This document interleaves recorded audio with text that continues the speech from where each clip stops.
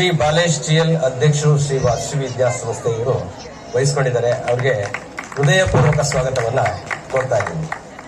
ಹಾಗೆ ಈ ಒಂದು ಕಾರ್ಯಕ್ರಮದ ಉದ್ಘಾಟನೆಯನ್ನ ಮಾಡಿ ಯಶಸ್ಸನ್ನ ಕೋರಬೇಕು ಅಂತಂದ್ಬಿಟ್ಟು ಶ್ರೀ ನಟರಾಜ್ ಗುಪ್ತಾ ಎಸ್ ಉಪಾಧ್ಯಕ್ಷರು ಶ್ರೀ ವಾಸವಿ ವಿದ್ಯಾಸಂಸ್ಥೆ ಉಳಿಯಾರ್ ಇವರನ್ನು ಕೂಡ ನಾನು ಈ ವೇದಿಕೆಗೆ ಸ್ವಾಗತಿಸ್ತಾ ಇದ್ದೀನಿ. ಈ ಒಂದು ಕಾರ್ಯಕ್ರಮದ ಕೇಂದ್ರ ಬಿಂದು ನಮ್ಮ ಒಂದು ಶಾಲೆಯ ಅದೃಷ್ಟದ ಒಂದು ನೆಲೆಯಲ್ಲಿ ಅವರನ್ನು ನಾವು ಆಹ್ವಾನಿಸಿದಾಗ ನಮ್ಮ ಸಂಸ್ಥೆಯ ಆಹ್ವಾನಕ್ಕೆ ಮನ್ನಿಸಿ ಬಂದಿರತಕ್ಕಂಥ ಮುಖ್ಯ ಅತಿಥಿಗಳಾಗಿ ಶ್ರೀ ಶ್ರೀ ಡಾಕ್ಟರ್ ಅಭಿನವ್ ಮಲ್ಲಿಕಾರ್ಜುನ ದೇಶಿಕೇಂದ್ರ ಮಹಾಸ್ವಾಮಿಗಳ ಅವ್ರನ್ನ ನಾನು ಈ ವೇದಿಕೆಗೆ ಸ್ವಾಗತಿಸ್ತಾ ಭಕ್ತಿ ಸಮರ್ಪಣೆಯನ್ನು ಅವರಿಗೆ ಸಲ್ಲಿಸ್ತಾ ಇದ್ದೀನಿ. ದೇಶ ಜ್ಞಾನಕ್ಕೆ ಹೆಸರುವಾದ ದೇಶ. ಇಡೀ ಪ್ರಪಂಚ ಅಜ್ಞಾನದಲ್ಲಿ ಮುಳುಗಿದಾಗ ನಮ್ಮ ಭಾರತ ದೇಶ ಜ್ಞಾನದಲ್ಲಿ ಸಮೃದ್ಧಿಯಾಗಿತ್ತು. ಭಾರತ ಅಂದ್ರೆ ಭಾ ಅಂದ್ರೆ ಜ್ಞಾನ, ರಥ ಅಂದ್ರೆ ನಿರತರಾಗುವಂತ ಇಂಥ ಭಾರತ ದೇಶದಲ್ಲಿ ಹುಟ್ಟಿದ ನಾವೇ ಎಷ್ಟೋ ಪುಣ್ಯವಂತರು. ಈ ವಿದ್ಯೆ ಅಥವಾ ಓದು ಹೆಸರೇ ಒಂದು ಗೌರವ, ಭಕ್ತಿ, ಶ್ರದ್ಧೆ, ಜೀವನ ಪ್ರೀತಿ, ಆತ್ಮವಿಶ್ವಾಸವನ್ನ ತುಂಬುತ್ತೆ. ಇಂತಹ ಓದು ನಮ್ಮ ಪೂರ್ವಿಕರಿಗೆ, ಅದರಲ್ಲೂ ಭರತಖಂಡದ ಹೆಣ್ಣು ಮಕ್ಕಳಿಗೆ 60-70 ವರ್ಷಗಳ ಹಿಂದೆ ಅಥವಾ 100 ವರ್ಷಗಳ ಹಿಂದೆ ಒಂದು ಮರಳುಗಾಡು ಮರೀಚಿಕೆ ಆಗಿತ್ತು ಅಂತಾನೆ ಹೇಳ್ಬೋದು. ಯಾಕೆ ಅಂದ್ರೆ ಹೆಣ್ಣು ಮಕ್ಕಳು ಓದು ಕಲಿತು ಸಮಾಜದಲ್ಲಿ ಏನು ಸಾಧನೆ ಮಾಡಬೇಕು ಅಂತ ಕಾಲ ಅದು. ಅಂತ ಆಲೋಚನೆಗಳು ಆ ಕಾಲದಲ್ಲಿ ಇತ್ತು. ಇಂತಹ ಕಾಲಘಟ್ಟದಲ್ಲಿ ಹುಳಿಯಾರಿನ ಕೆಲವೇ ಸಮಾನ ಮನಸ್ಕರು, ಅದರಲ್ಲೂ ಆರ್ಯವೈಶ್ಯ ಸಮಾಜದ ಕೇವಲ ವ್ಯಾಪಾರಕ್ಕೆ ಸೀಮಿತವಾದ ಒಂದು ಸಮಾಜ ಸೇವೆಗೆ ಸೀಮಿತವಾದ ಒಂದು ಸಮಾಜದಿಂದ ವಿದ್ಯಾದಿ ದೇವತೆಯಾದ ಸರಸ್ವತಿ ಸೇವೆಯಲ್ಲಿ ತೊಡಗಿಸಿಕೊಂಡು 1969ರಲ್ಲಿ ಶ್ರೀ ವಾಸವಿ ವಿದ್ಯಾಸಂಸ್ಥೆ ಎಂಬ ಮಹೋನ್ನತ ಸಂಸ್ಥೆ ಸ್ಥಾಪಿಸಿದರು. ಇದು ಇಲ್ಲಿ ಇಡೀ ಜಿಲ್ಲೆಯಲ್ಲಿ 2ನೇ ಬಾಲಿಕೆಯರ ಪ್ರೌಢಶಾಲೆ ಅಂತ ಗರ್ವದಿಂದ ಹೇಳ್ಕೋಬಹುದು. ಆ ಸಮಯದಲ್ಲಿ ಉದ್ದೇಶ ಇಷ್ಟೇ: ಸಕಲ ಜನರಿಗೂ, ಅದರಲ್ಲೂ ಹೆಣ್ಣು ಮಕ್ಕಳಿಗೂ ಸರ್ವೋನ್ಮುಖವಾಗಿ ಏಳಿಗೆಗಾಗಿ ಶಾಲೆ ಪ್ರಾರಂಭಿಸಬೇಕು ಅಂತ ತೀರ್ಮಾನ ಮಾಡಿದ್ರು. ಆ ಸರ್ವೋತ್ತಮುಖ ಏಳಿಗೆ ವಿದ್ಯೆಯಿಂದ ಮಾತ್ರ ಸಾಧ್ಯ ಅಂತ ನಮ್ಮ ಹಿರಿಯರು ಮನಗಂಡು ಊರಿನ ಪ್ರಮುಖರೆಲ್ಲ ಸೇರಿ ನಿರ್ಧಾರ ಮಾಡಿದ್ರು. ಆಗಿನ ಕಾಲದಲ್ಲಿ ಓದ್ಲಿಕ್ಕೆ ಅಂತ ಶಾಲೆ ಇತ್ತು, ಆದ್ರೆ ಅದು ಸರ್ಕಾರಿ ಶಾಲೆ ಇದ್ದಿದ್ದು ಊರಿಂದ ಹೊರಗೆ. ಅಲ್ಲಿ ಹೋಗಿ ಹೆಣ್ಣು ಮಕ್ಕಳು ಕಲೀಲಿಕ್ಕೆ ಅಂತ ವಾತಾವರಣ ಇರಲಿಲ್ಲ. ಆದ್ರಿಂದ ಅವರಿಗೋಸ್ಕರನೇ ಉಳಿಯಾರಿನಲ್ಲಿ ಒಂದು ಯಾಕೆ ನಾವು ಶಾಲೆ ತೆಗಿಬಾರದು ಅಂತ ಹಿರಿಯರೆಲ್ಲ ತೀರ್ಮಾನ ಮಾಡಿ ಸಂಸ್ಥೆಯ ಸಂಸ್ಥಾಪಕರಾದ ದಿವಂಗತ ಟಿ.ಆರ್. ಶ್ರೀನಿವಾಸ ಶೆಟ್ಟಿ ಅವರ ಅಧ್ಯಕ್ಷತೆಯಲ್ಲಿ ಒಂದು ಚಿಕ್ಕ 2 ಕೊಠಡಿಯ ಶಾಲೆಯ ರೂಮ್ನಲ್ಲಿ ಪ್ರಾರಂಭವಾಯಿತು. ಕೆಲವೇ ವರ್ಷಗಳಲ್ಲಿ ಕನ್ನಡ ಮಾಧ್ಯಮ ಮತ್ತು ಇಂಗ್ಲಿಷ್ ಮಾಧ್ಯಮವನ್ನು ಜೊತೆಗೂಡಿಸಿಕೊಂಡು ಒಂದು ಉತ್ತಮವಾದ ಸಂಸ್ಥೆಯಾಗಿ ವ್ಯವಸ್ಥೆಯನ್ನು ಪರಿಚಯ ಮಾಡಿ ಒಂದು ಉತ್ತಮವಾದ ಸಂಸ್ಥೆ ಆಯಿತು.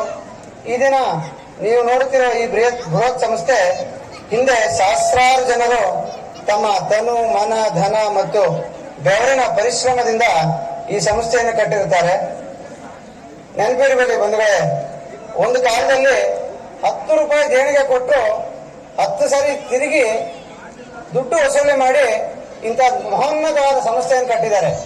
ಅಂತಹ ಕಾಲದಲ್ಲಿ ಒಂದು ವಿದ್ಯೆಗೆ ಪ್ರಾಮುಖ್ಯತೆಯನ್ನು ಕೊಟ್ಟಿದ್ದಾರೆ ಅನ್ನೋದು ನಾವು ನೆನಪಿಸ್ಕೊಳ್ಳೇಬೇಕಾಗುತ್ತೆ. ಈ ಯೋಚನೆಯನ್ನ ಈ ಸಂಸ್ಥೆಯನ್ನ ಹುಟ್ಟಿಸಿ ಕಟ್ಟಿಸಿ ಮುನ್ನಡೆಸಲು ಯೋಜನೆ ಮಾಡಿ ಮತ್ತೆ ಯೋಚನೆ ಮಾಡೋದು ನಮ್ಮ ಊರಿನ ನಿಲುಕದ ಮಾತು. ಇಂಥ ಸಂಸ್ಥೆಯನ್ನ ಪ್ರಾರಂಭಿಸಲು ಅವತ್ತಿನ ಅಧ್ಯಕ್ಷರಾಗಿ ದಿವಂಗತ ಶ್ರೀನಿವಾಸ ಶೆಟ್ಟರು, ದಿವಂಗತ ಟಿ.ಆರ್.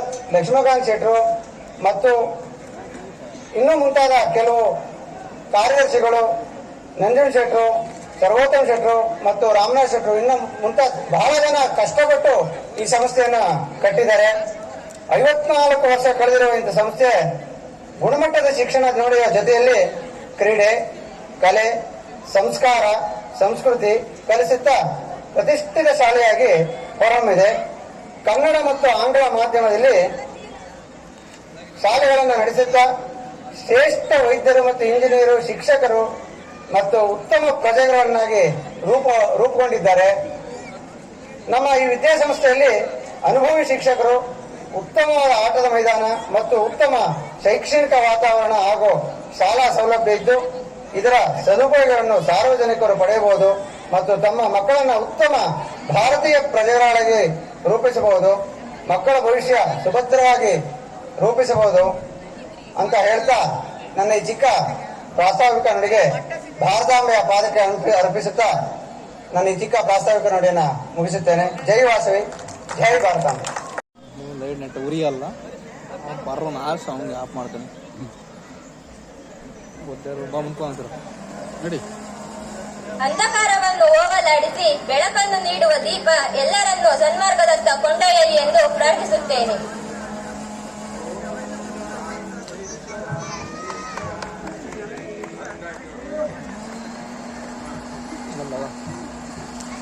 ಸೌಂಡ್ ಆಗುತ್ತೆ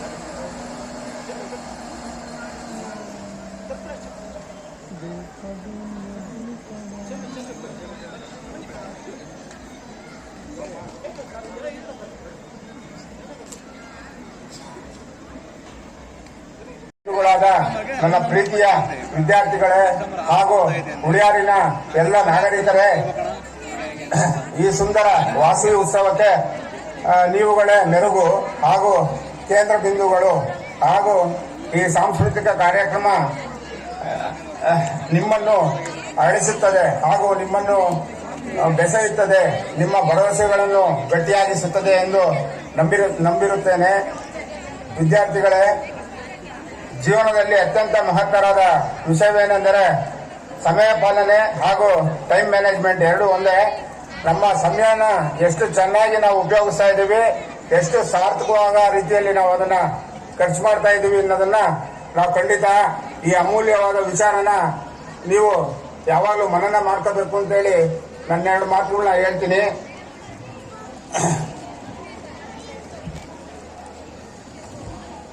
ಹಾಗೂ ಒಳ್ಳೆಯ ಗುರಿಯತ್ತ ಹೊರಡುವಾಗ ಬಹಳ ಗಟ್ಟಿಯ ನಿರ್ಧಾರದ ಹೆಜ್ಜೆಗಳನ್ನು ಇಡಬೇಕು ನೀವು. ಹಾಗೂ ಈ ಮನಸ್ಸು ಅನ್ನೋದು ಮನುಷ್ಯನಿಗೆ ಮಹಾ ಜವಾಬ್ದಾರಿಯುತವಾದ ಅಂಗಾಂಗಗಳಲ್ಲಿ ದೊಡ್ಡ ಒಂದು ವ್ಯವಸ್ಥೆ. ಈ ಮನಸ್ಸು 100 ಕೋಟಿ ತರ ಇರುತ್ತಂತೆ. ಆ 1 ಕೋಟಿನೇ ಸುಮ್ಮನಿರಲ್ಲ. ಇನ್ನ ಅದಕ್ಕೆ ಎಂಡ ಕೊಡ್ಸಿದ್ರೆ ಹೆಂಗಾಗತ್ತೆ? ನೀವು ಸದಾ ಯಾವಾಗಲೂ ನಿಮ್ಮನ್ನ ನೀವು ಗಮನಿಸ್ತಾ ಇರಬೇಕು. ಇಲ್ಲಿದ್ರೆ ನಮ್ಮ ಬಗ್ಗೆ ನಮ್ಗೆ ಏನೋ ಅರಿವಿರಲ್ಲ. ಫಸ್ಟ್ ತನ್ನ ತಾನಾಳಿದರ ಬಿಡುಗಡೆ ಅಂತ GP ರಾಜರತ್ನಮ್ರು ಹೇಳ್ತಾರೆ. ಯಾವಾಗ್ಲೂ ನಮ್ಮನ್ನ ನಾವು ಗಮನಿಸ್ತಾ ಇರಬೇಕು. ಯಾಕೆ ಅಂದ್ರೆ ನಮ್ಮ ನಡವಳಿಕೆ ಏನು, ನಾವು ಹೇಗೆ ಜೀವನ ಮಾಡ್ತಾ ಇದೀವಿ ಎನ್ನೋದ್ರ ಬಗ್ಗೆ ನಮ್ಗೆ ಅರಿವಿರಬೇಕು. ಈ ಯಾವಾಗಲೂ ಮನಸ್ಸು ಅನ್ನೋದು ಈ ತಪ್ಪು ದಿಕ್ಕಿನಲ್ಲಿ ಅದು ನಡೆಯೋದು ಅದರ ಸ್ವಭಾವ. ಅದನ್ನ ನಾವು ಸರಿ ಮಾಡ್ಕೊಂಡು ನಮ್ಮ ಬಗ್ಗೆ ನಾವು ಹೇಗೆ ಜೀವನ ಮಾಡಬೇಕು, ಅದನ್ನ ಯಾವ ತರ ನಾವು ರೂಪಿಸ್ಕೋಬೇಕು ಅನ್ನೋದನ್ನ ಸದಾ ವಿದ್ಯಾರ್ಥಿಗಳು ಗಮನದಲ್ಲಿ ಇಟ್ಕೊಂಡು ನಿಮ್ಮ ಅಮೂಲ್ಯವಾದ ಸಮಯನ ಓದೋದ್ರ ಕಡೆ ಅದನ್ನ ಉಪಯೋಗಿಸ್ಕೋಬೇಕು. ಹಾಗೂ ಇವಾಗ ದೊಡ್ಡೊಂದು ಈ ಕರೋನಾ ಟೈಪೇ ಎಲ್ಲರ ಮನೆಯಲ್ಲೂ ಇರುತ್ತೆ. ಏನು ಅಂದ್ರೆ ಅದು ಮೊಬೈಲು. ಆ ಮೊಬೈಲ್ನ ಎಷ್ಟು ಮಟ್ಟಿಗೆ ಅಂದ್ರೆ ಬಹಳ ಈಲ್ಡ್ ಆಗ್ಬಿಟ್ಟಿದ್ದಾರೆ. ಆ ಮೊಬೈಲ್ ಸವಾಸದಿಂದ ಖಂಡಿತ ಎಲ್ಲರೂ ಈಚೆ ಬರಬೇಕು. ಈಚೆ ಬರ್ದಲೇ ಇದ್ರೆ ನಮ್ಮ ಅಮೂಲ್ಯವಾದ ಸಮಯ ವೇಸ್ಟ್ ಆಗಿ ಖರ್ಚಾಗುತ್ತೆ. ಆ ಮೊಬೈಲ್ ಉಪಯೋಗಿಸೋದ್ರ ಜೊತೆಗೆ ಅದರಲ್ಲಿ ಏನ್ ನೋಡ್ತಾ ಇದೀವಿ ಅನ್ನೋದನ್ನು ಬಹಳ ಇಂಪಾರ್ಟೆಂಟು. ಅದರಲ್ಲಿ ಬಹಳ ಕೆಟ್ಟ ವಿಚಾರಗಳೇ ಬರ್ತವೆ. ಹಂಗಾಗಿ ವಿದ್ಯಾರ್ಥಿಗಳಿಗೆ ನನ್ನ ಮನವಿ ಏನಪ್ಪಾ ಅಂದ್ರೆ ನೀವು ಸಾಧ್ಯವಾದಷ್ಟು ಮೊಬೈಲ್ನ ಅವಾಯ್ಡ್ ಮಾಡಿ ಅಂತೇಳಿ ಕೇಳ್ಕೊಂತೀನಿ. ಈ ರಾಧಾಕೃಷ್ಣನ್ ಅವರು ಒಂದು ಮಾತು ಹೇಳ್ತಾರೆ, mentalism is dangerous and materialism ಅಂತ. ಈ ಒಂದು ಮೆಟೀರಿಯಲ್ನಲ್ಲಿ ಏನು ಅನಾಹುತ ಆಗಲ್ಲ. ಮೆಂಟಲ್ನಲ್ಲಿ ಬಹಳ ಕೆಟ್ಟ ಪರಿಸರನ ನಿರ್ಮಾಣ ಮಾಡುತ್ತೆ. ಒಬ್ಬರು ಕೆಟ್ಟ ಯೋಚನೆ ಮಾಡಿದ್ರೆ ಇಡೀ ಸಮಾಜಕ್ಕೆ ಕೆಟ್ಟ ಸಂದೇಶ ಕೊಟ್ಟಂಗಾಗುತ್ತೆ. ಹಂಗಾಗಿ ಖಂಡಿತ ನೀವು ಈ ಮೊಬೈಲಿಂದ ಈಚೆ ಬರಬೇಕು ಅಂತೇಳಿ ನಾನು 2 ಮಾತು ಹೇಳ್ತೀನಿ.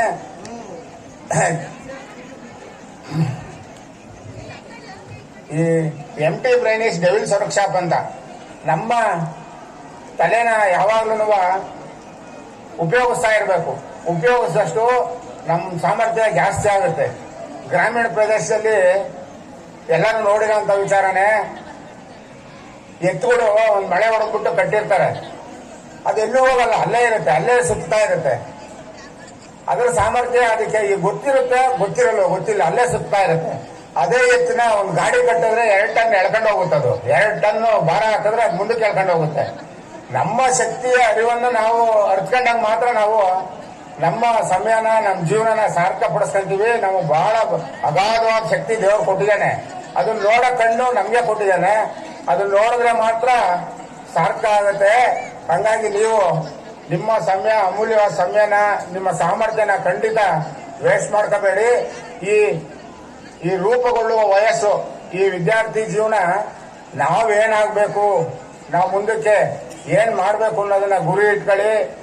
ಗುರುಗಳ ಒಂದು ಆಶೀರ್ವಾದದಿಂದ ನೀವೆಲ್ಲ ಸತ್ಪ್ರಜೆಗಳಾಗ್ಲಿ ಅಂತೇಳಿ ಕೋರ್ತಾ ನನ್ನ 2 ಸಣ್ಣ ಮಾತನ್ನ ಮುಗಿಸ್ತೀನಿ. ಚಟುವಟಿಕೆಗಳನ್ನ ಪ್ರತಿ ವರ್ಷವೂ ನಡೆಸಿಕೊಂಡು ಬಂದಿದೆ. 2023-24ನೇ ಸಾಲಿನ ಕಾರ್ಯಕ್ರಮಗಳ ಸಂಕ್ಷಿಪ್ತ ವರದಿಯು ಈ ಕೆಳಕಂಡಂತಿದೆ. ಈ ಸಾಲಿನ ಕಾರ್ಯಕಾರಿ ಸಮಿತಿಗೆ ಮುಖ್ಯೋಪಾಧ್ಯಾಯರಾದ ಶ್ರೀಯುತ KM ಗಂಗಾಧರಯ್ಯನವರು ಅಧ್ಯಕ್ಷರಾಗಿಯೂ, ಶ್ರೀಯುತ BS ನಟರಾಜು ಅವರು ವಿದ್ಯಾರ್ಥಿ ಕಾರ್ಯದರ್ಶಿಯಾಗಿಯೂ ಹಾಗೂ ಎಲ್ಲ ಸಿಬ್ಬಂದಿ ವರ್ಗದವರು ಸದಸ್ಯರಾಗಿಯೂ ಆಯ್ಕೆಯಾಗಿರುತ್ತಾರೆ. ಶಾಲಾ ಸಂಸತ್ನ ಪ್ರಧಾನಮಂತ್ರಿಯಾಗಿ 10ನೇ ತರಗತಿಯ ಪವನ್ HM ಆಯ್ಕೆಯಾಗಿರುತ್ತಾರೆ. 10ನೇ ತರಗತಿಯಿಂದ ತ್ರಿವೇಣಿ, ಕಿರಣ್ HJ, 9ನೇ ತರಗತಿಯಿಂದ ರುಕ್ಸಾನಾ ಗುರುಸ್ವಾಮಿ, 8ನೇ ತರಗತಿಯಿಂದ ಕುಮಾರಿ, ಭರತ್ ಕುಮಾರ್ ಇವರುಗಳು ಸದಸ್ಯರಾಗಿ ಆಯ್ಕೆಯಾಗಿರುತ್ತಾರೆ. ಈ ಸಾಲಿನ ತರಗತಿಗಳು 29 ಮೇ ಇಂದ ಆರಂಭವಾದವು. ಶಾಲಾ ಸ್ವಚ್ಛತೆ ದಾಖಲಾತಿಯೊಂದಿಗೆ ಶಾಲಾ ಚಟುವಟಿಕೆಗಳನ್ನು ಆರಂಭಿಸಿದೆವು. ಜೂನ್ 5ರಂದು ವಿಶ್ವ ಪರಿಸರ ದಿನಾಚರಣೆಯನ್ನ ಆಚರಿಸಿದೆವು. ನಮ್ಮ ವಿದ್ಯಾಸಂಸ್ಥೆಯ ಅಧ್ಯಕ್ಷರಾದ ಶ್ರೀಯುತ ಟಿ. ಭಾರತ ಸಂಕ್ಷಿಪ್ತ ಬ್ರಹ್ಮಾಂಡವಾದರೆ ಕರ್ನಾಟಕ ಸಂಕ್ಷಿಪ್ತ ಭಾರತ ನೋಡ. ಇಲ್ಲದು ಇನ್ನೆಲ್ಲಿದೆ ತೋರ. ಇಲ್ಲಿಯ ನೀರು ತೀರ್ಥ, ಇಲ್ಲಿಯ ಮರ ಶ್ರೀಗಂಧ, ಇಲ್ಲಿಯ ಮಣ್ಣು ಹೊನ್ನು ಅಂತ ಹೇಳಿ ಹಿರಿಯರು ಪರಿಭಾವಿಸಿ ಮಾತನ್ನು ಹೇಳಿದ್ದಾರೆ. ವಾಸವಿ 55ನೇ ಸಂವತ್ಸರ ಹೇಳಿರ್ತಕ್ಕಂಥ ಸಂದರ್ಭದಲ್ಲಿ ಈ ಮಣ್ಣಿನ ಕಣಕಣದಲ್ಲೂ ಕೂಡ ಆ ಶಿಕ್ಷಣದ ವ್ಯವಸ್ಥೆ ಇದೆ ಅಂತ ಹೇಳಿ ನಾನು ಭಾವಿಸ್ತೇನೆ. ಇಲ್ಲಿ ಬಂದಿರತಕ್ಕಂತಹ ನಿಮ್ಮನ್ನೆಲ್ಲ ನೋಡಿದಾಗ ಬಹಳ ಸಂತೋಷ ಆಯಿತು. ನಮ್ಮ ಹಿರಿಯರು ಒಂದು ಮಾತನ್ನ ಹೇಳ್ತಾರೆ, ಅಮ್ಮ ಎಂಬ ಮಾತಿಗಿಂತ ಬೇರೆ ಮಂತ್ರ ಇಲ್ಲಿದೆ, ಅದು ನೀಡುವ ಶಾಂತ ಕ್ರಾಂತಿ ಯಾವ ರವಿ ಚಂದ್ರಗಿದೆ ಅಂತ ಹೇಳಿ. 69ನೇ ಪ್ರಾರಂಭವಾಗಿ 50 ವರ್ಷ 5/24ಕ್ಕೆ ಪರಿಪೂರ್ಣವಾಗಿ ತುಂಬುತ್ತದೆ. ಆ ಹಿನ್ನೆಲೆಯಲ್ಲಿ ಇವತ್ತು ಬಹಳ ಚಿಂತನೆ ಮಾಡಬೇಕಾಗಿ ನಾವೆಲ್ಲರೂ ಕೂಡ. ನಮ್ಮ ನಟರಾಜ್ ಅವರು ಉದ್ಘಾಟನೆ ಮಾಡಿ ಈ ಸಂದರ್ಭದಲ್ಲಿ ಮೊಬೈಲ್ ಎಂಬತಕ್ಕಂಥದ್ದನ್ನ ಹೇಳಿದ್ರು. ಬಹುಶಃ ಮೊಬೈಲಿಂದ ದೂರ ಆಗ್ಬೇಕಾದ್ರೆ ಮೊಬೈಲ್ಗೆ ಕೊರೋನಾ ಬರಬೇಕು. ಇವತ್ತು ಚಿಕ್ಕ ಮಕ್ಕಳು 6 ತಿಂಗಳು ಊಟ ಮಾಡಿಸ್ಬೇಕಾದ್ರೆ ಮೊಬೈಲ್ ಕೊಟ್ಟೆ ಊಟ ಮಾಡೋದು ಇಲ್ಲ. ಆ ಸಂದರ್ಭದಲ್ಲಿ ಈಗಿದೀವ. ಆ ಹಿನ್ನೆಲೆಯಲ್ಲಿ ಇವತ್ತು ಬಹಳ ಸಂತೋಷವಾಗಿದೆ. ನಮ್ಮ ಬಾಬಾಜಿಯವರು ಬಹಳ ಪ್ರೀತಿಯಿಂದ ಒಂದು ಫೋನ್ ಮಾಡಿದ್ರು 1 ವಾರದ ಹಿಂದೆ, ಗುರುಗಳಿಗೆ ಬರಬೇಕು ಅಂತ ಹೇಳಿ. ನನಗಿವತ್ತು ಸಾರ್ಥಕವಾಗಿದೆ ಅಂತ ಹೇಳಿ ಈ ಕ್ಷಣದ ನೆನಪಲ್ಲಿ ನಾನು ಇದ್ದೇನೆ. ಆ ಹಿನ್ನೆಲೆಯಲ್ಲಿ ಶಿಕ್ಷಣ ಅಂದ್ರೆ ಏನು ಅಂತ ಹೇಳಿ ಸ್ವಾಮಿ ವಿವೇಕಾನಂದರು ಒಂದು ಮಾತನ್ನ ಹೇಳ್ತಾರೆ, ಮನುಷ್ಯನ ಭಾವನೆಯಲ್ಲಿ ತುಂಬಿರ್ತಕ್ಕಂತಹ ಜ್ಞಾನವನ್ನ ಹೊರಮೀಸುವುದೇ ಶಿಕ್ಷಣ ಅಂತ ಹೇಳಿ. ಅಬ್ದುಲ್ ಕಲಾಂ ಅವರು ಒಂದು ಮಾತನ್ನ ಹೇಳ್ತಾರೆ, do the prayer and then hard the work. ಒಬ್ಬ ರೈತನಿಗೆ, ಒಬ್ಬ ಯೋಧನಿಗೆ, ಮಣ್ಣನ್ನು ನಂಬಿರ್ತಕ್ಕಂತಹ ಒಬ್ಬ ರೈತನಿಗೆ ಈ ಮಾತು ಅನ್ವಯಿಸ್ತದೆ ಅಂತ ಹೇಳಿ ನಾನು ಭಾವಿಸ್ತೇನೆ. ಕಠಿಣವಾದ ಶ್ರದ್ಧೆ ಪರಿಶ್ರಮದಿಂದ ಯಾವುದೇ ಗುರಿಯನ್ನು ನಾವು ಛಲದಿಂದ ಸಾಧನೆ ಮಾಡಕ್ ಸಾಧ್ಯ ಅಂತ ಹೇಳಿ ಅವರು ಒಂದು ಮಾತನ್ನ ಹೇಳ್ತಾರೆ. ಆ ಹಿನ್ನೆಲೆಯಲ್ಲಿ ಇವತ್ತು ಪರಿಪೂರ್ಣವಾದ ಭಾರತ ದೇಶ ಹಿಂದುತ್ವದ ಅಡಿಯಲ್ಲಿ ನಾವು ಇವತ್ತು ಬಹಳ ಸಂತೋಷ. ಇವತ್ತು 2024ಕ್ಕೆ 22ನೇ ತಾರೀಕಿಗೆ ರಾಮೋತ್ಸವ ರಾಮೇಶ್ವರ ಅಯೋಧ್ಯೆಯಲ್ಲಿ ರಾಮನ ಪ್ರತಿಷ್ಠಾಪನಾ ಸಂದರ್ಭ ನಾವೆಲ್ಲರೂ ಕೂಡ ಇದೆ. ಇದು ನಿಜವಾದ ಭಾರತ, ಇದು ನಿಜವಾದ ಹಿಂದುತ್ವ. ಆ ಹಿನ್ನೆಲೆಯಲ್ಲಿ ನಾನು ಒಂದು ಅಭಿಮಾನದ ಮಾತನ್ನು ಹೇಳ್ತಾರೆ ಈ ಸಂದರ್ಭದಲ್ಲಿ. ಬಹುಶಃ 2024 ಚುನಾವಣೆ ಹೋಗಿ ಬರ್ತಾ ಗೊತ್ತಿಲ್ಲ, ಮತ್ತೊಮ್ಮೆ ಮೋದಿ ಬರಬೇಕು ಅಂತ ಹಾರೈಸ್ತಾನೆ ಈ ವೇದಿಕೆ ಮುಖಾಂತರವಾಗಿ. ಇಲ್ಲಾಂದ್ರೆ ಇವತ್ತು ನಾವೆಲ್ಲ ಕರಗೋಗ್ಬಿಡ್ತೀವಿ. ಆ ಹಿನ್ನೆಲೆಯಲ್ಲಿ ಮಹಾರಾಷ್ಟ್ರದ ಒಂದು ಪುಣೆ ಅಂತಕ್ಕಂಥ ಜಿಲ್ಲೆಯಲ್ಲಿ ಸುಮಾರು 100 ವರ್ಷಗಳ ಹಿಂದೆ ಬಾಬಾ ಆಮ್ಟೆ ಅಂತ ಬಾಡಿ ಹೋದರು. ಅವರಿಗೆ ಸುಮಾರು ವರ್ಷಗಳು ಮದುವೆ ಆಯ್ತು, ಮಕ್ಕಳಾಗಿರ್ಲಿಲ್ಲ. ಬಹಳ ವರ್ಷ ಯಾರು ಕುಷ್ಠರೋಗ ಗುರಿಯಾಗಿರ್ತಾರೋ ಅಂತ ತೆಗೆದುಕೊಂಡು ಬಂದು ಆಶ್ರಮ ಕಟ್ಟಿ ಅದಕ್ಕೆ ಹೆಸರಿಟ್ಟಿರ್ತಾರೆ ಆನಂದ ಆಶ್ರಮ ಅಂತ ಹೇಳಿ. ಹೀಗೆ ಕೆಲವು 100 ಜನಕ್ಕೆ ಕುಷ್ಠರೋಗಕ್ಕೆ ಔಷಧಿಯನ್ನು ಕೊಡ್ತಾ ಆರೋಗ್ಯವನ್ನ ವಿಚಾರಿಸ್ತಾ ಹೀಗೆ ಇರ್ತಕ್ಕಂಥ ಸಂದರ್ಭದಲ್ಲಿ ಅವರಿಗೆ 2 ಅವಳಿ ಜವಳಿ ಮಕ್ಕಳಾಗ್ತವೆ. ಪ್ರಕಾಶ ಮತ್ತು ವಿಕಾಸ ಅಂತೇಳಿ ಹೆಸರಿಡ್ತಾರೆ. ಪ್ರಕಾಶ ಅಂದ್ರೇನು? ಬೆಳಕೊಡ್ತಕ್ಕಂಥದ್ದು. ವಿಕಾಸ ಅಂದ್ರೆ ಪರಿವರ್ತನೆ. ಆ ಹಿನ್ನೆಲೆಯಲ್ಲಿ ಹೀಗೇನೆ ಒಂದು 6 ತಿಂಗಳು ವರ್ಷ ಕಳೆದ ಮೇಲೆ ಒಬ್ಬ ಪರಿವರ್ತನಾ ಅಂತ ಹೆಣ್ಣು ಮಗಳು ಇರ್ತಾರೆ. ಆಕೆಗೆ ಹೆಸರು ಹೇಳ್ತಾರೆ ಪರಿವರ್ತನಾ ಅಂತ. ಈ ಜಗದ ನಿಯಮ ಪರಿವರ್ತನೆ ಆಗ್ತಿರುತ್ತೆ. ಆ ಹಿನ್ನೆಲೆಯಲ್ಲಿ ಇವತ್ತು ನಾವು ಯಾವಾಗ ಹೋಗ್ತೀವೋ ಗೊತ್ತಿಲ್ಲ, ಭಗವಂತ ಯಾವಾಗ ಕರ್ಕಂತ ಗೊತ್ತಿಲ್ಲ. ನನಗೆ 2020 ಬ್ರೈನ್ ಟ್ಯೂಮರ್ ಆಗಿತ್ತು.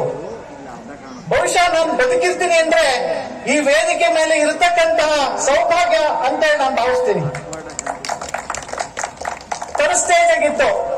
ಡಾಕ್ಟರ್ ಹೇಳಿರು, ನಮ್ಮ ತಿಪ್ಪೂರಿನ ಕುಮಾರ್ ಹಾಸ್ಪಿಟಲ್ ಶ್ರೀಧರ್ ಅವರು ನಮಗೆ ಅವ್ರದ್ದು ಜನ್ಮ ಕೊಟ್ಟ 2ನೇ ತಾಯಿಯಿಂದ ನಾನು ಭಾವಿಸ್ತೇನೆ ಈ ವೇದಿಕೆ ಮೇಲೆ. ಹಾಗಾಗಿ ಹರೀಶ್ ಅಂತಕ್ಕಂಥ ವಿಕ್ರಮ್ ಅಷ್ಟಲ್ಲಿ ನನ್ನ 2-3-20 ಪ್ರಜ್ಞೆ ಇರ್ಲಿಲ್ಲ ನನಗೆ. ಅವಾಗ ಹೇಳಿದ್ರು ಅವರು, ಆಪರೇಷನ್ ಮಾಡಲೇಬೇಕು ಸ್ವಾಮೀಜಿ, ಇಲ್ಲ ಉಳಿಯಲ್ಲ ಅಂತ. ಆಪರೇಷನ್ ಸಕ್ಸಸ್ ಆಯ್ತು, 1.5 ಗಂಟೆ ಮಾಡಿದ್ರು. ಹಾಗಾಗಿ ಈ ವೇದಿಕೆ ಮೇಲೆ ಈ ಸಂಜೆಯಲ್ಲಿ ನೀವು ಎದುರಿಗೆ ನಿಂತಿದ್ದೀನಿ ನಾನೇ, ಅಂದ್ರೆ 2ನೇ ಜನ್ಮ ನನಗೆ. ಆ ಹಿನ್ನೆಲೆಯಲ್ಲಿ ಪರಿವರ್ತನಾ ಎಂತಕ್ಕಂತಹ ಹೆಸರನ್ನು ಇಟ್ಟಿರ್ತಾರೆ ಬಾಬಾ ಆಮ್ಟೆ ಅವರು. ಹೀಗೆ ಕಾಲದ ನಂತರದಲ್ಲಿ ಜಗತ್ತು ಬದಲಾಗ್ತದೆ.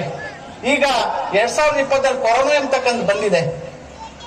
ಒಂದು ಮಾತನ್ನ ಹೇಳ್ತೀನಿ. ಹೀಗೆ ಒಂದು ಹಳ್ಳಿಲಿ ಒಬ್ಬ ಪುರುಷ ಇರ್ತಾನೆ, ಅವನಿಗೆ ಮದುವೆ ಆಗ್ತದೆ. ಒಂದು ಹೆಣ್ಮಗು ಜನ್ಮ ಕೊಟ್ಟು ತೀರೋಗ್ತಾಳೆ ಆ ತಾಯಿ. ಇವನಿಗೆ ನನ್ನ ಮಗಳಿಗೆ ಭವಿಷ್ಯವನ್ನ ರೂಪಬೇಕು ಅಂತ ಹೇಳಿ ನಟರಾಜ್ ಅವರು ಹೇಳಿದ್ರು, ಡಾಕ್ಟರ್ ಮಾಡ್ಬೇಕು, ಇಂಜಿನಿಯರ್ ಮಾಡ್ಬೇಕು ಅಂತ ಹೇಳ್ತಾರೆ. ಆದ್ರೆ ಒಬ್ಬ ಭೂಮಿಯ ನಂಬಿರ್ತಕ್ಕಂತಹ ರೈತ ಆ ಭೂಮಿಯ ಬಣ್ಣವನ್ನ ತಾನು ತೆಗೆದುಕೊಂಡು ತಾನು ಅದನ್ನ ದುಡಿತಾನಲ್ಲ. ರೈತ ಮಕ್ಕಳಾಗ್ಬೇಕು ಅಂತ ಯಾರು ಕೂಡ ಬಯಸಲ್ಲ. ಇಂಜಿನಿಯರ್, ಡಾಕ್ಟರ್ ಬೇಕು. ಅಮೆರಿಕದಲ್ಲೋ ಅಲ್ಲೋ ಇಲ್ಲೋ ನಮಗೆ ಒಂದು 50,000 ಲಕ್ಷನ 2 ಲಕ್ಷ ತರಬೇಕು ಎಂಬತಕ್ಕಂಥ ಭಾವನೆ ನಮ್ಮ ಪೋಷಕ ಮಿತ್ರದಲ್ಲಿ ಇದೆ. ಹಾಗಾಗಿ ಆಗ ಕಾಲಾನಂತರದಲ್ಲಿ LKG ಓದಿಸ್ತಾನೆ. PUC ಬರ್ತಾಳೆ ಮಗಳು, ಅಪ್ಪಾಜಿ ನನಗೊಂದು ಮೊಬೈಲ್ ಬೇಕು ಅಂತಾಳೆ. ಆಗ ಇನ್ನೊಂದು 6 ತಿಂಗಳಮ್ಮ ಹೋಗ್ಲಿ, ಒಂದು ಮೊಬೈಲ್ ಕೊಡಿಸ್ತೀನಿ ನಿನಗೆ. ಡಿಗ್ರಿ ಬರ್ತಾಳೆ, ಅಪ್ಪಾಜಿ ನನಗೆ ಸ್ಕೂಟಿ ಬೇಕು. ಆಯ್ತು, ಇನ್ನೊಂದು 6 ತಿಂಗಳು ಹೋಗ್ಲಿ, ಕೊಡಿಸ್ತೀನಿ ಅಂತ. ಅಪ್ಪಾಜಿ ನಾನು ಏನ್ ಕೇಳಿದ್ರು ಕೂಡ ಕೊಡಿಸ್ತಾ ಇಲ್ಲ ಅಂತ ಹೇಳಿ ಹೋಗಿ ಬಾಗ್ಲಾಕಂತಾಳೆ ಆ ಪಾಪು. ಸಿಟ್ಟು ಅಪ್ಪಾಜಿ ಮೇಲೆ. ನೈಟ್ ಮಧ್ಯರಾತ್ರಿಲಿ ಬಹಳ ವಿಶೇಷವಾಗಿ ಪೋಷಕರು ನಾನು ನೆನಪನ್ನು ಮಾಡ್ಕೊಬೇಕು. ಬಹಳ ವೇದನೆ ಆಗ್ತದೆ ಈಗ ಅಂತ ಸಂದರ್ಭ. ಆ ಹಿನ್ನೆಲೆಯಲ್ಲಿ ನನ್ನ ಮಗಳು ಏನ್ ಕೇಸರು ಕೂಡ ಕೊಡಕ್ಕಾಗಲ್ಲ ಅಂತ ಹೇಳಿ ಅವನು ಕೂಡ ಪಶ್ಚಾತ್ತಾಪದಲ್ಲಿರ್ತಾನೆ. 12 ಗಂಟೆ ಬಾಗ್ಲ ಕಂಡಿರ್ತಾನೆ. ಹೆಣ್ಮಗು ಕದ ಬೆಳಿತಾನೆ. ಒಂದ್ 10 ನಿಮಿಷ ಕದ ತೆಗಿಯಲ್ಲ ಪಾಪು. ಹಿಂಗೆ ಸೋಫಾದಲ್ಲಿ ಮಲ್ಕಂತಾನೆ ಪಾಪು. ಅವನು ಯಜಮಾನ ಬರ್ದಿರ್ತಾನ, ಒಂದ್ ಲೆಟರ್ ಹೋಗ್ತಾಳೆ. 12 ಗಂಟೆಗೆ ಪ್ರಾಣವಾಗಿರುತ್ತೆ. ಒಂದು ಹಾರ್ಟ್ ಅಟ್ಯಾಕ್ ಆಗಿರುತ್ತೆ. ಕೊರೋನಾ ಬಂದ್ಮೇಲೆ ಸಿಕ್ಕಾಪಟ್ಟೆ ಹಾರ್ಟ್ ಅಟ್ಯಾಕ್ ಆಗ್ತಿರ್ತವೆ. ಸಂದರ್ಭ ನೋಡಿದ್ರೆ ಇವತ್ತು ಬಹಳ ವೇದನೆ.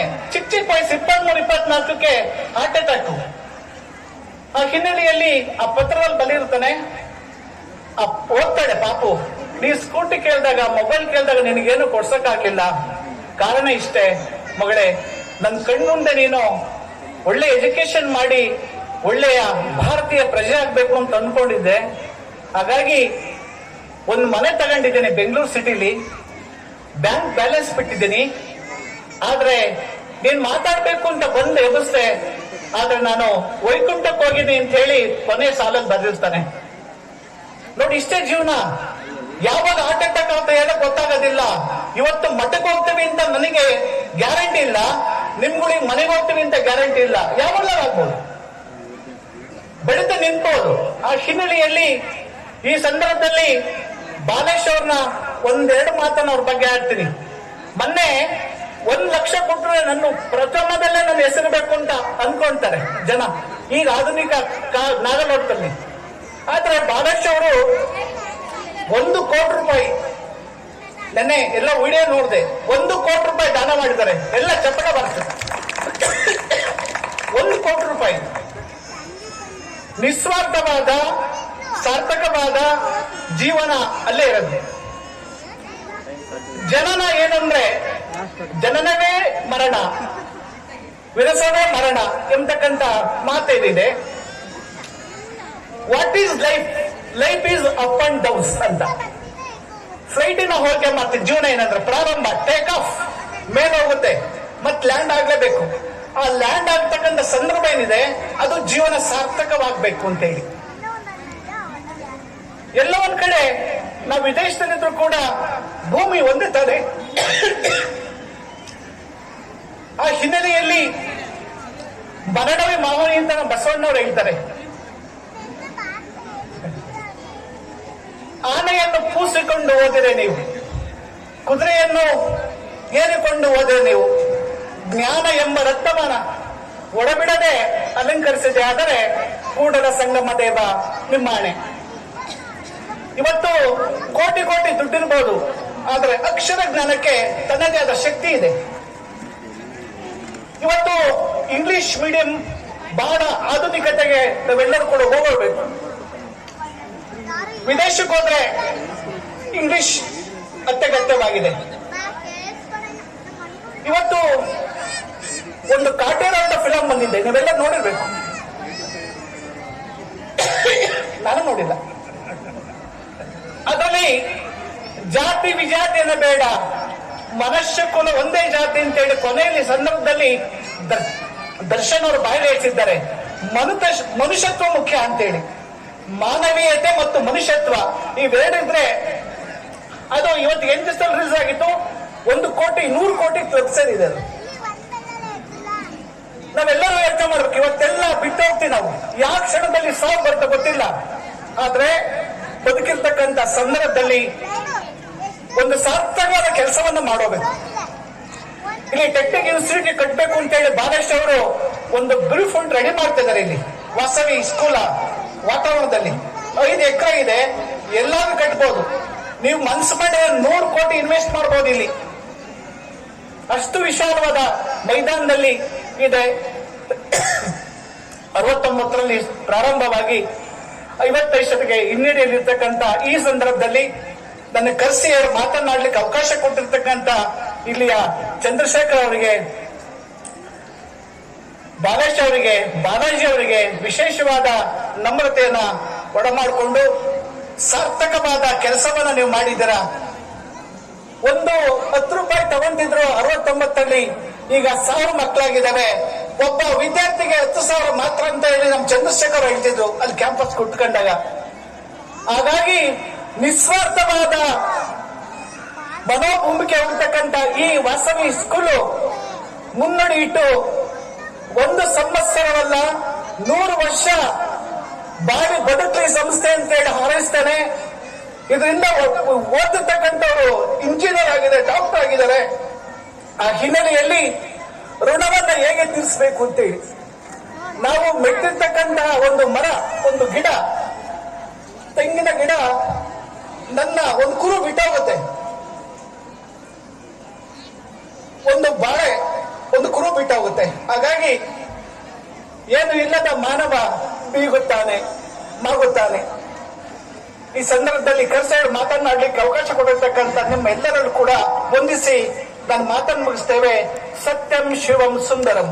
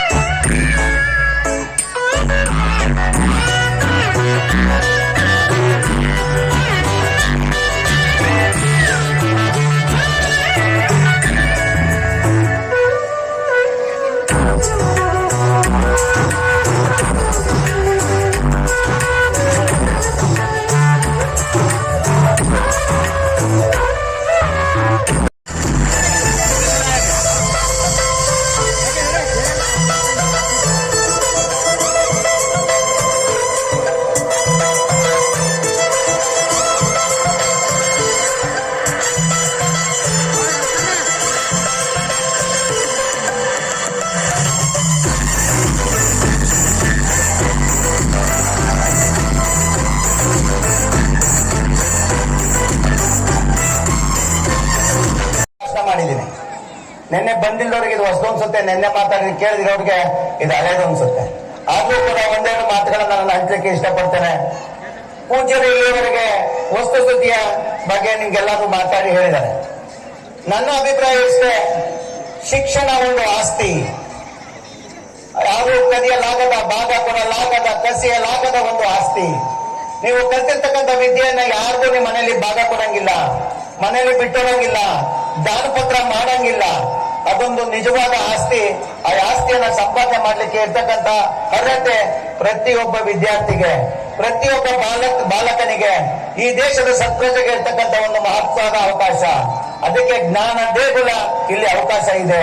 ಈ ಜ್ಞಾನ ದೇಗುಲದಲ್ಲಿ ನೀವೆಲ್ಲರೂ ಕೂಡ ಆಶ್ರಯ ಪಡೆದು ವಿದ್ಯಾರ್ಥಿಗಳಾದ ನೀವು ಶಿಕ್ಷಣವನ್ನ ಕಲಿತು ವಿದ್ಯಾವಂತರಾದ್ರೆ ಈ ಸಮಾಜಕ್ಕೆ ಅಪಾರವಾದ ಕೊಡುಗೆ ನನಗೆ ಕೊಟ್ಟಂಗಾಗತ್ತೆ. ಒಳ್ಳೆಯ ಜ್ಞಾನಾರ್ಜನೆ ನಿಮ್ಗೆ ಬಂದಿದೆ ಆದ್ರೆ ಈ ದೇಶದ ಸತ್ಪ್ರಜೆಗಳಾಗಿ ತಾವೆಲ್ಲ ಇರ್ತೀರಿ. ನನ್ನ ಅಭಿಲಾಷೆ ಇಷ್ಟೇ, ಬೇಕಾದಷ್ಟು ಶಾಲೆಗಳಿದಾವೆ, ಬೇಕಾದಷ್ಟು ವ್ಯವಸ್ಥೆ ಇದೆ, ಆದ್ರೆ ಪ್ರಾಮಾಣಿಕತೆ ಬಹಳ ಕಡಿಮೆ ಇದೆ, ಏಕಾಗ್ರತೆ ಕಡಿಮೆ ಇದೆ, ನಮ್ಮ ಮನಸ್ಸು ಚಂಚಲವಾಗಿದೆ, ನಮ್ಮ ಮನಸ್ಸು ವಿಕೇಂದ್ರೀಕರಣದತ್ತ ಹೋಗ್ತಾ ಇಲ್ಲ, ನಮ್ಮ ಮನಸ್ಸು ಬದಲಾಗ್ತಾ ಇದೆ. ಆದ್ರೆ ಅದನ್ನೆಲ್ಲ ಕ್ರೋಢೀಕರಿಸಿ ವಿಕೇಂದ್ರೀಕರಣಕ್ಕೆ ನಾವು ಹೋಗ್ಬೇಕು. ನಾವು ಏನ್ ವಿಕೇಂದ್ರೀಕರಣ ಅಂದ್ರೆ ನಾವು ಡಿಸೆಂಟ್ರಲೈಸ್, ನಮಗೆ ಬರ್ತಕ್ಕಂಥ ಜ್ಞಾನವನ್ನ, ನಮ್ಮ ಜ್ಞಾನದ ಬುತ್ತಿಯನ್ನ ನಾವು ಕದಿಬೇಕು. ಜ್ಞಾನದ ಬುತ್ತಿಯನ್ನ ನಮ್ಮ ತಲೆಯಲ್ಲಿ ಇಟ್ಕೊಂಡು ನಮ್ಮ ಜೀವನದ ಭವಿಷ್ಯವನ್ನ ನಾವು ರೂಪಿಸ್ಕೋಬೇಕು. ಆಗಾದಾಗ ಮಾತ್ರ ಈ ಶಿಕ್ಷಣ ಸಂಸ್ಥೆಗಳ ಪರಿಶ್ರಮಕ್ಕೆ, ಈ ಶಿಕ್ಷಕರ ಪರಿಶ್ರಮಕ್ಕೆ ಒಂದು ನಿಜಕ್ಕೂ ಒಂದು ಒಳ್ಳೆಯ ನಾಂದಿ ಆಗ್ತದೆ ಅಂತೇಳಿ ನಾನಾದ್ರೂ ಭಾವಿಸ್ತಾ ನಾನು ಬಹಳ ಹೊತ್ತು ನಿನ್ನೆ ಮಾತಾಡಿದ್ದೀನಿ. ಮತ್ತೊಮ್ಮೆ ಈ ಶಿಕ್ಷಣ ಸಂಸ್ಥೆಯ ಅಭ್ಯುದಯದ ಅಭಿವೃದ್ಧಿಗೆ ಯಾವ ಹುಳಿಯರಿನ ದಿವಂಗತ ಪ್ರಭಾವತಮ್ಮ ಲಕ್ಷ್ಮೀಕಾಂತ್ ಶೆಟ್ಟರ್ ಹೆಸರಿನಲ್ಲಿ ಅವರ ಕುಟುಂಬ ವರ್ಗದವರು ಒಂದು ತಾಂತ್ರಿಕ ಶಾಲೆಯನ್ನ ಕೊಟ್ಟು ಅದರಲ್ಲೂ ವಿಶೇಷವಾಗಿ 10 ಜನ ಮಕ್ಕಳಿಗೆ ಪುಕ್ಷತೆಯಾಗಿ ಉಚಿತವಾಗಿ ಶಿಕ್ಷಣವನ್ನ ನಾವು ಕೊಡ್ತೇವೆ ಅನ್ನುವಂತ ಒಂದು ಆಶ್ವಾಸನೆಯನ್ನ ಈ ವಿದ್ಯಾಸಂಸ್ಥೆ ಸಾರ್ವಜನಿಕರಿಗೆ ಕೊಡೋದ್ರ ಮೂಲಕ ಇವತ್ತು ಒಂದು ಒಳ್ಳೆಯ ಸಂತಸದ ಸುದ್ದಿಯನ್ನ ಈ ಸಮಾಜಕ್ಕೆ ನೀಡಿದ್ದೇವೆ. ಆ ಕುಟುಂಬಕ್ಕೆ ನನ್ನ ಆರ್ಯವೈಶ್ಯ ಸಮಾಜದ ಪರವಾಗಿ, ಉಳಿಯರಿನ ಸಮಸ್ತ ನಾಗರಿಕರ ಪರವಾಗಿ, ರೈತಾಪಿ ಜನಗಳ ಪರವಾಗಿ, ವಿದ್ಯಾರ್ಥಿಗಳ ಪರವಾಗಿ, ಎಲ್ಲರ ಪರವಾಗಿ ನಾನು ಆಭಾರಿಯಾಗಿದ್ದೇನೆ. ಅವರಿಗೆ ಒಂದು ಇವತ್ತು ಅಭಿನಂದನಾ ಕಾರ್ಯಕ್ರಮ ಮಾಡ್ಬೇಕಂತಿದ್ವಿ, ಅವ್ರು ಒಪ್ಕೊಳ್ಳಿಲ್ಲ. ಬೇಕಾಗಿಲ್ಲ ನನಗೆ ಅಭಿನಂದನೆ, ನನ್ನ ಕಾರ್ಯ ಮಾಡಿದ್ಮೇಲೆ ಮಾಡಿ, ಅಲ್ಲಿವರೆಗೂ ಬೇಡ ಅಂತ. ಎಂತ ಒಂದು ದೊಡ್ಡ ಗುಣ. ನೀವು ಅವ್ರ ಅಂಗಡಿಗೆ ಹೋದ್ರೆ ಅನ್ಸುತ್ತಲ್ವಾ, ಇನ್ನೊಂದ್ಸರಿ ನೆಲ್ಲೂ ಹೋಗಲ್ಲ ಅಂಗಡಿ ಬಿಟ್ಟು. ಅಷ್ಟು ಚೆನ್ನಾಗಿ ನೀವು ಆರೈಕೆ ಮಾಡ್ತಾರೆ. ಅವ್ರು ಹೇಳಿದ್ರು ನಿಮ್ಮ ಹತ್ರ ಎಲ್ಲ ಸಂಪಾದನೆ ಮಾಡಿದ ಹಣನ ನಾನು ಇವತ್ತು ಕೊಡ್ತಾ ಇದ್ದೀನಿ, ಕೆರೆ ನೀರನ್ನು ಕೆರೆಗೆ ಚೆಲ್ಲಿ ಅಂತ. ಆದ್ರೆ ಅವ್ರ ಅಣ್ಣವರೊಬ್ರು ಇದ್ದಾರೆ ಅಮೆರಿಕ ದೇಶದಲ್ಲಿ. ಈ ದೇಶದ ಜ್ಞಾನದ ಬುದ್ಧಿಯನ್ನ ತಗೊಂಡೋಗಿ ಅಲ್ಲಿ ವಿಶೇಷ ಜ್ಞಾನಾರ್ಜನರಾಗಿ ಅಲ್ಲಿ ಸಂಪಾದನೆ ಮಾಡಿದ್ದಾರೆ.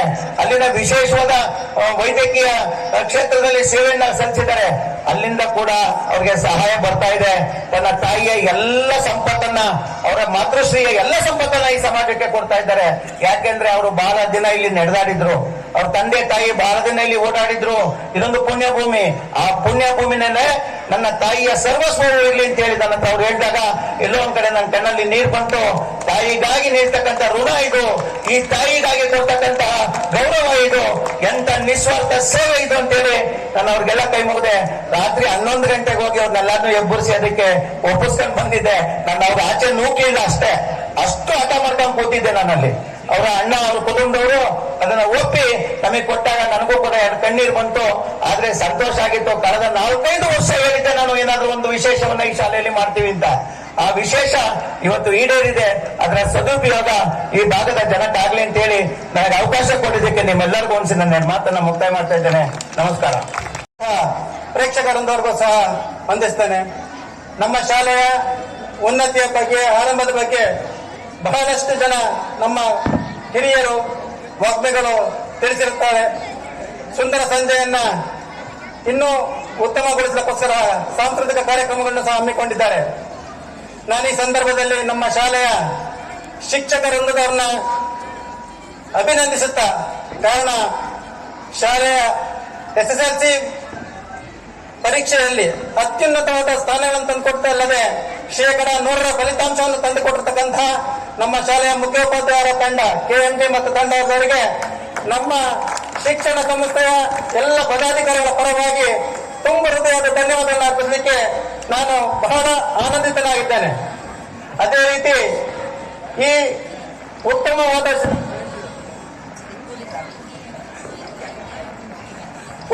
ಫಲಿತಾಂಶ ಬರಲಿಕ್ಕಾಗುವಂತಹ ಶಿಕ್ಷಕರಿಂದ ಹಾಗೂ ವಿದ್ಯಾರ್ಥಿಗಳಿಗೂ ಸಹ ನಮ್ಮ ಸಂಸ್ಥೆಯ ಪರವಾಗಿ ಅಭಿನಂದಿಸ್ತಾ ನನ್ನ 2 ಪುಟ್ಟ ಭಾಷಣ ಮುಗಿಸ್ತಾ ಇದ್ದೇನೆ.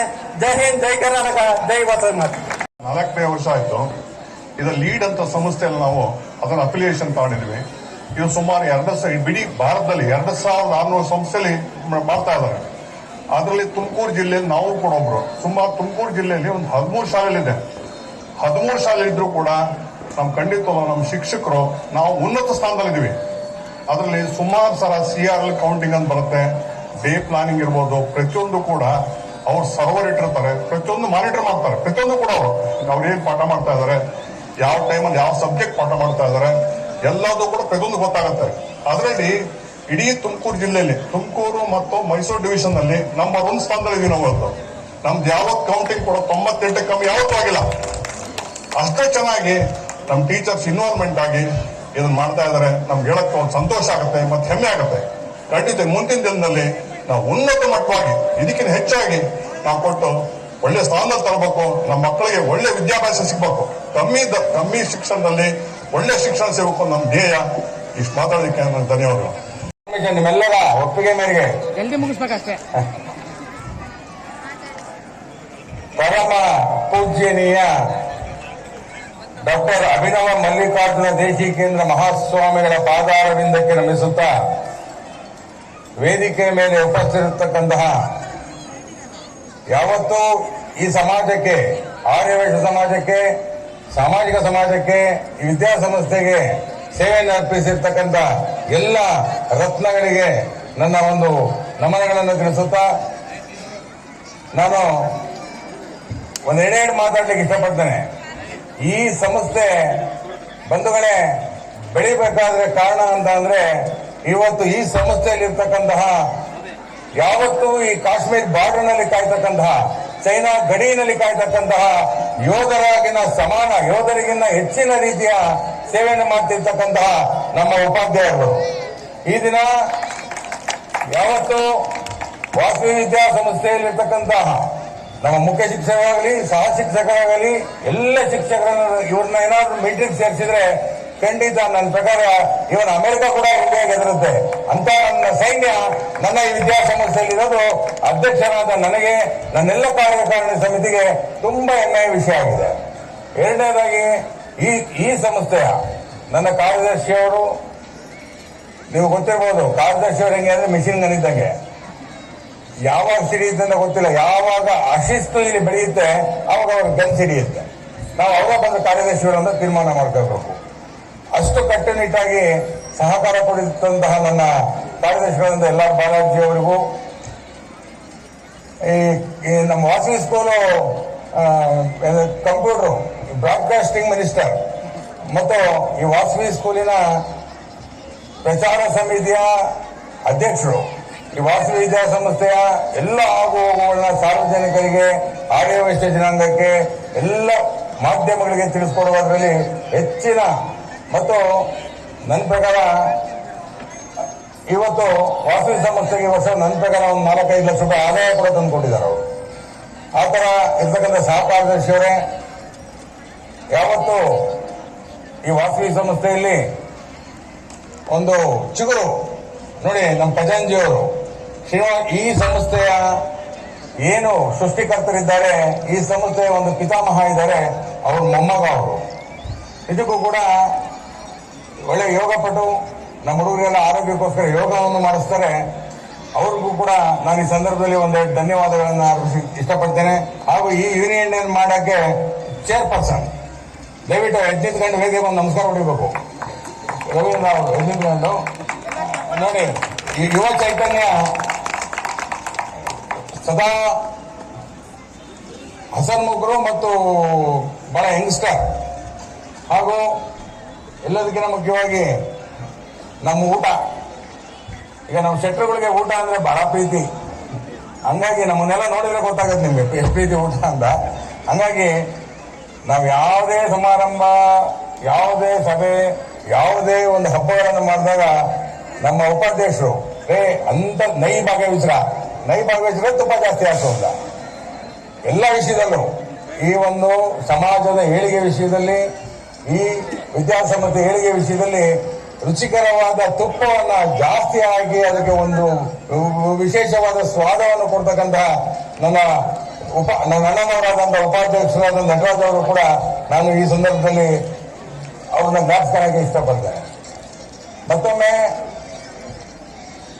ನನ್ನ ಮೇಲ್ವಿಚಾರಣಾ ಸಮಿತಿ, ನಮ್ಮ ಸಂಸ್ಥೆಯ ಮೇಲ್ವಿಚಾರಣಾ ಸಮಿತಿಯವರು ನಿಜವಾಗ್ಲೂ ಕೂಡ ಅವ್ರು ಯಾವ ಸಂಧಿಯಲ್ಲಿ ಬರ್ತಾರೆ, ಯಾವ ಸಂಧಿಯಲ್ಲಿ ಹೋಗ್ತಾರೆ ಗೊತ್ತಿಲ್ಲ. ಈ ಹೆಣ್ಮಕ್ಳು ಬಹಳ ಕಷ್ಟ. ಹಂಗಾಗಿ ಪ್ರತಿಯೊಬ್ಬ ಹುಡುಗನ ಮೇಲೆ ಗಮನ, ಪ್ರತಿಯೊಬ್ಬ ಟೀಚರ್ ಮೇಲೆ ಗಮನ, ಪ್ರತಿಯೊಬ್ಬ ಆಯಾಗಳ ಮೇಲೆ ಗಮನ ಮಾಡಿ ಇವತ್ತು ವಿದ್ಯಾಸಂಸ್ಥೆಯನ್ನು ಈ ಮಟ್ಟಕ್ಕೆ ತಂದಿದ್ದಾರೆ. ನಿಜಕ್ಕೂ ಕೂಡ ನಾನು ಕೂಡ ಅವ್ರಿಗೆ ಯಾವತ್ತೂ ಕೂಡ ಚಿರುಣಿಯಾಗಿರ್ತೇನೆ.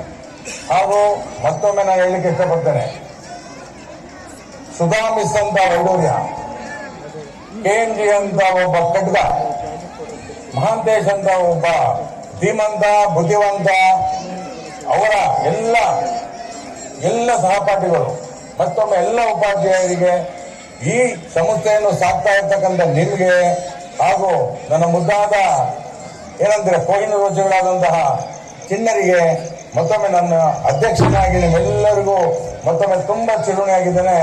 ಹಾಗೂ ನಿಮ್ಮ ಆಶೀರ್ವಾದ ಸದಾ ನಮ್ಮ ಮೇಲಿರಲಿ, ಎಲ್ಲ ಉಪಾಧ್ಯಾಯರ ಮೇಲಿರಲಿ, ಈ ಸಂಸ್ಥೆಯ ಮೇಲಿರಲಿ ಅಂತೇಳಿ ಮತ್ತೊಮ್ಮೆ ನನ್ನ ಮಾತಾಡ್ತಾ ನನ್ನ 2 ಮಾತುಗಳನ್ನು ಮುಗಿಸ್ತಾರೆ. ನಿರ್ದೇಶಕರು, ನಮ್ಮ ನಿರ್ದೇಶಕರು ಬಿಡಿ, ಪಾಪ ಅವ್ರನ್ನ ನಿಜವಾಗ್ಲೂ ಕೂಡ ವಸಂತ ಅವ್ರು ಹೇಳ್ತಾರೆ, ನೀನ್ ಯಾಕೋ ನೀನ್ ಮಾಡ ನಾವಿದ್ದೀವಿ ಅಂತಾರೆ. ನಮ್ಮ ಪ್ರವೀಣ್ ಅವರು ಅಷ್ಟೇ, ಅಣ್ಣ ಮುಣ್ಣಮ್ಮ ಅಂತಾರೆ. ಅಜಯ್ ಅವರಿದ್ರು. ಅಜಯ್ ಬೆಳಗ್ಗೆ ಕಬ್ಬಣ ನಿಂತ ಹೋಗಿ ಏನಪ್ಪ ಅಜಯ್ ಬರ್ಲಿಲ್ಲ ಅಂತೇಳಿ, ಅಣ್ಣ ನಾನಿದ್ದೀನಿ ಬಿಡೋಣ, ನಾನಿದ್ರೆ ನೀನಿದ್ದಂಗೆ ಹೋಗೋಣ, ನೀವಿದ್ರೆ ನಾನಿದ್ದಂಗೆ ಹೋಗೋಣ ಅಂತ ಕಲಿತ ವಸಂತ್ ಕುಮಾರ್ ಅವರು, ಪ್ರಶಾಂತ್ ರವರು, ಪ್ರವೀಣ್ ರವರು ಹಾಗೂ ನಮ್ಮ ಕಾರ್ತಿಕಣ್ಣರು ಯಾವುದೇ ನಮ್ಮ ಅಕೌಂಟಲ್ಲಿ ಅಪಸ್ವರ ಬರಕ್ಕೆ ಬಿಡೋದಿಲ್ಲ. ಅವರು ನಮ್ಮ ಆಡಿಟ್ರು ಯಾವುದೇ ಕ್ವಶನ್ ಇಲ್ಲ, ಹಣ ಯಾವ್ದಾರ ಸುಮ್ಮನೆ ಮರಿನ ಲೆಕ್ಕ ಗೌರ್ಮೆಂಟ್ ಇಂದ ದುಡ್ಡು ತಗೋಣ ಬೇಡಪ್ಪ, ನಾವು ಇನ್ನೊಬ್ಬರಿಗೆ ಕೊಡಬೇಕೇ ಹೊರತು ಇನ್ನೊಬ್ಬರ ಮೋಸದ ಹಣ ನಮಗೆ ಬೇಡ ಅಂತ ಬುದ್ಧಿ ಹೇಳಿದಂತ ಮಹಾನ್ ಚಾರ್ಟೆಡ್ ಅಕೌಂಟೆಂಟ್ ಇವರು. ಇವರೆಲ್ಲ ಋಣನ ಯಾವ ರೀತಿ ನಾವು ಆರ್ಯವೈಶ್ಯ ಸಮಾಜ ಅಥವಾ ನಮ್ಮ ಒಂದು ಕಮಿಟಿ ತೀರಿಸಬೇಕು ಗೊತ್ತಿಲ್ಲ. ಈ ಮತ್ತೊಮ್ಮೆ ಹುಳಿಯಾರಿನ ದುರ್ಗಾ ಪರಮೇಶ್ವರಿ ತಾಯಿಯವರು, ಕನಕಾ ಪರಮೇಶ್ವರಿ ತಾಯಿಯವರು, ಹುಳಿಯಾರಮ್ಮ ತಾಯಿಯವರು ಎಲ್ಲರೂ, ಆಮೇಲೆ ನೀವು ಎಲ್ಲದಕ್ಕಿಂತ ನೀವೇ ದೇವರುಗಳು ನಮಗೆ, ನಿಮ್ಮನ್ನ ಮತ್ತೊಮ್ಮೆ ಸ್ಮರಿಸುತ್ತಾ ನನ್ನ 2 ಮಾತನ್ನು ಮುಗಿಸ್ತೇನೆ.